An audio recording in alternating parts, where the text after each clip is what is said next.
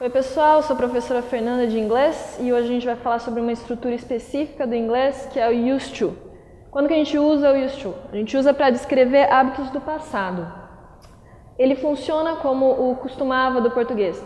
Um exemplo, I used to play The Legend of Zelda when I was a child.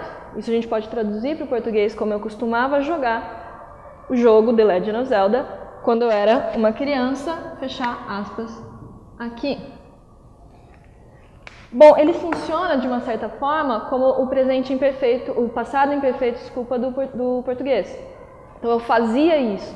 A gente não tem essa mesma opção no inglês, mas a gente tem o used to que funciona da mesma forma, aquilo que eu costumava fazer. O que vocês têm que lembrar em relação ao used to? Ele funciona com o simple past, ele é uma estrutura do simple past.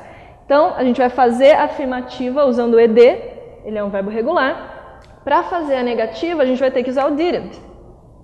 Aqui está ele, e o Dzinho cai. Então fica I didn't used to watch science fiction movies. Eu não costumava assistir filmes de ficção científica. Perceba que quando eu falo, é a mesma coisa. I used to play, I didn't used to watch. Mas aqui a gente tem o D, aqui a gente não tem o D, porque a gente está usando o didn't que está no passado. Para fazer a negativa, seguindo o simple past, a gente vai usar o did na frente. Então, did you used to like sports? Você costumava gostar de esportes? Beleza? Então a gente vai sempre usar o used to para falar de hábitos do passado. Mas, prestem atenção, a gente não pode usar o used to desse jeito para falar de hábitos do presente. Se a gente quiser falar daquilo que a gente costuma fazer agora, a gente vai usar uma estrutura parecida, mas um pouquinho diferente. Vou colocá-la aqui do lado para vocês, vou colocar um exemplo. Eu costumo jogar videogame, por exemplo. Então eu vou escrever I'm used to playing video games. Perceba a diferença.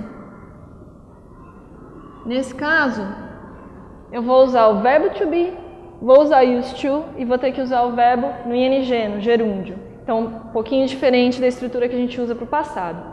Só que a gente não precisa só usar o used to para falar de hábitos do passado, tem uma outra opção que é um pouco mais formal. E essa opção é o would. Vamos ver essa opção agora. Exemplos. When you were a child, então quando você era criança, eu posso afirmar you would play soccer every day, você costumava jogar futebol todo dia. You wouldn't take a lot of showers, você não costumava tomar muitos banhos. Would you read a lot? Fazer a pergunta, você costumava ler muito?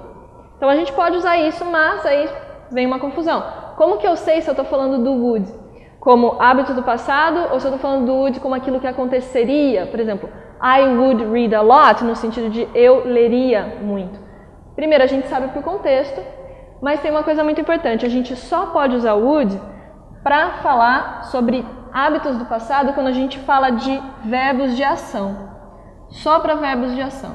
A gente nunca usa o would para falar de verbos de estado, que são verbos que têm a ver com crença, com entendimento intelectual, com sentimento, com sensação. Por exemplo, believe, like. Então, como eu usei antes, I used to like science fiction movies, or I didn't used to like science fiction movies. A gente não pode falar I would like science fiction movies. Eu costumava gostar usando o would, só usando used to. Ok? Então, é isso por hoje e até mais.